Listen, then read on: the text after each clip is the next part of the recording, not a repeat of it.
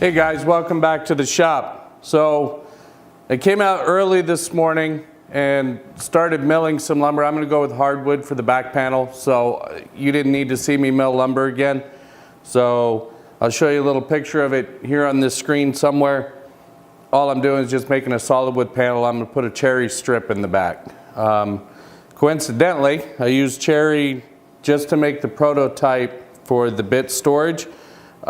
This is just the prototype. It took me several iterations of this to figure out exactly what I wanted, what my spacing was, what my angle was, all that good stuff.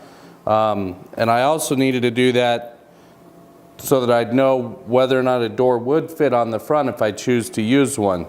This Big Daddy bit over here is probably one of the taller bits that I'll have in here, so this is a good indication that the depth was good at 5 inches. So, moving on, we're going to get that back panel fit in here and mounted, and then we're going to start building these. And I'll give you all the angles, my spacing and all that when we get through, when we start building these. So, stay tuned, let me get that back milled up, and we'll get moving on. Okay, so off camera I went ahead and milled up some leftover scrap walnut block that I had. They're 2x2 and they're cut to the length of the cabinet. I really like my prototype for these larger ones, and these are set on 1 3/4 spacing. Now not all of my bits need 1 3/4 spacing. For instance, these two over here, little profile bits, they would suffice with 1 1/4, and all these smaller ones would get away with 1. So if I set everything up like this, there's no way I'm going to get all this into the cabinet. So I am going to do 2 of these at 1 3/4, which should take care of all of this. And I'm going to give me an extra blank or 2 at 1 1/4 spacing, and then all the rest will be on 1 inch spacing. Frankly, there's a bunch of these 1 inch bits that I could get rid of. I've never used them. They came in sets and they could go away. So I'll go ahead and fill the cabinet, but I don't have an issue getting rid of some of these bits. These upcut spiral bits, I love them, and adding more of these to the cabinet in the future in the flush trim variety is definitely on my list. So I need to make sure that there's room in there for those. I'll probably fill them up with these unused ones until I get those replacements, but for now, we're just going to go ahead and fill up this cabinet. When we get to the top, we also have to make sure we have enough room to pull these bits out. So, we're going to go ahead and drill all the holes first. They're all set for 1/2 inch shank, so that's an easy one. And then we're going to trim them, just like this one, to fit in the cabinet. And that trims at about 60 degrees, maybe a little heavy, 60. But that's what we're going to do. Okay, I've set my fence for the depth to reach roughly halfway up the block. And I've set my depth stop to hit just a little over 1 inch deep, I believe. So that I can just repeat this as we go. I don't have to stop and set up for each one.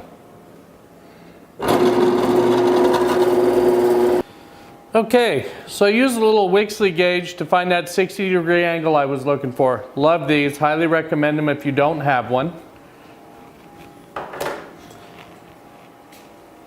And I dummy proofed my parts. So I marked an angle over here, so I always know the orientation of the piece I'm about to cut. There's nothing worse than having drilled all these holes only to cut your angle in the wrong direction and then it doesn't work. So, we're ready to go.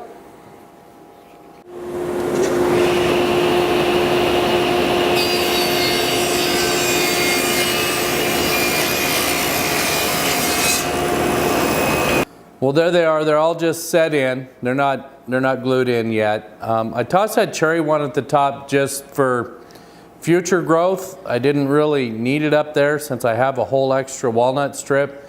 But I was out of the thicker walnut, so I just tossed the cherry one in there at the top. Again, this is all just a scrap lumber project, so should be just fine. I'm going to go ahead and get those glued in. And I'm only going to glue the centers. I do got to allow a little bit for wood movement, so I'm only going to glue the centers on those, and then I'll come back and I'll add a couple of screws in the back panel to those just to make sure that glue holds up over time. Okay, I'm leaving the router bits in these as they go in, just for nothing else other than weight, to help hold everything down where it goes.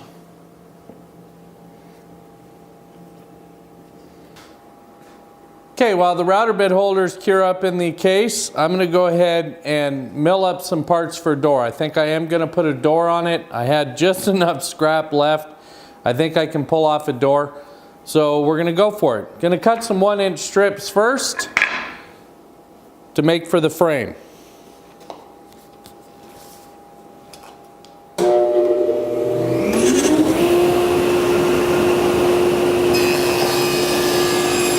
Okay, I've reset my blade height for 1/4 inch. I've set my fence for the halfway point on my lumber. And I'm hoping one blade curve does it for the thickness of the acrylic that I got. If not, then I'll flip them over and I'll run one more pass, but we'll run this first one first and see what we get.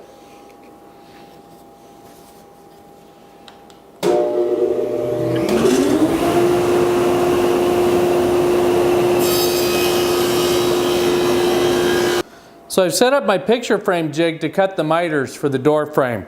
If they're a little bit long, that's okay. I'd rather sneak up on the fit.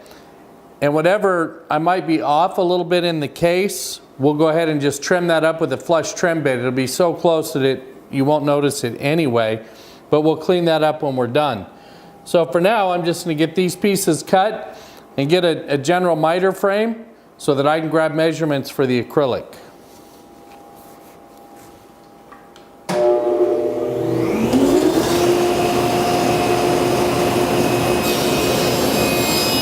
Okay, just a quick dry fit so that I can get a measurement for that acrylic panel that goes in here.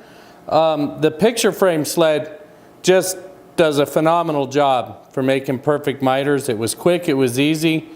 Reality is this probably took me about 10 minutes.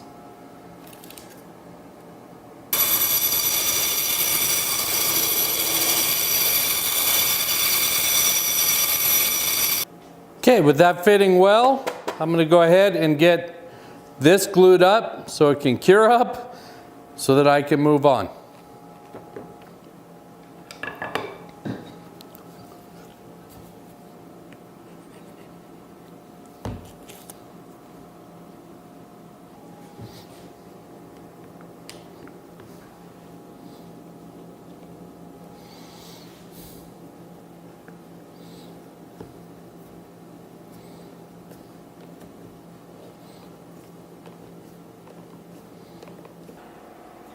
Okay, I've set up my spline jig so we can put splines in the corners and reinforce these corners. Through years of use, I'm sure that these corners will just take some stress and whatnot. We can put those splines in there and give a little bit more glue surface and help that out.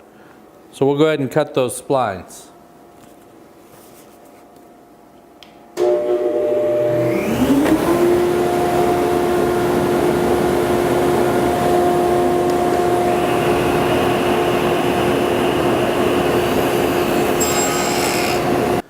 Okay, so I cut some pieces of thin cherry to put in there for these. I just need to get some glue on there.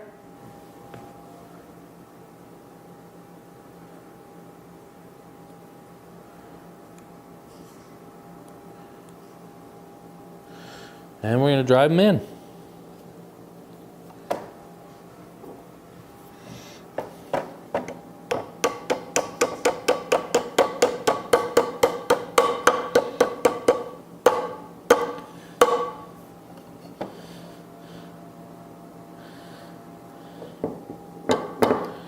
I used a flat ground blade on the table saw for this operation, so that should help those really sit in there nice. So we'll do all 4 corners.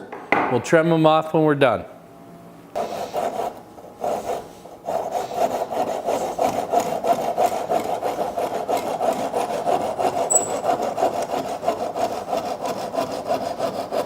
Okay guys, we're gonna call that a wrap for this video. When we come back next time, we'll get this flushed up. I feel it's got just a little bit around each edge, so we'll get that flushed up.